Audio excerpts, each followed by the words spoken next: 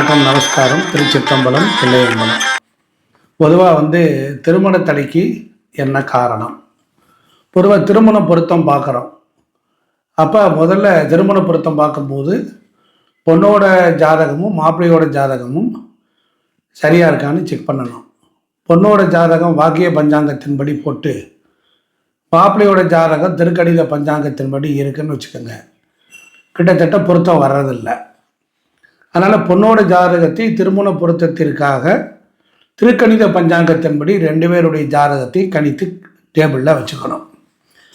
அப்புறம் பொதுவாக திருமண தடைக்கு செவ்வாய், சனி கிரகம், ராகு, கேது இந்த கிரகங்கள் தான் திருமண தடையை கொடுக்குது. பொதுவாக செவ்வாய் அப்படின்னாலே லக்னத்தில் செவ்வாய் இருந்தாலும் 2, 4, 7, 8 விட்ட பார்ப்பார். 2, 4, 7, 8, 12 இருந்தால் செவ்வாய். அப்போ யாருக்காவது ஒருத்தருக்கு வாழ்க்கையில் 6 பேருக்கு செவ்வாய் தோஷம் இல்லாமல் இருக்காது. நல்லா கவனிக்கணும்.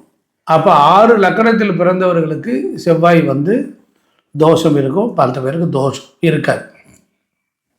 இப்போ ராகு 6 லக்கணத்தில் பிறந்தவங்களுக்கு ராகு கேது தோஷம் இருக்கும். ஒரு நாளில் 2 மணி நேரத்திற்கு ஒரு லக்கணம்.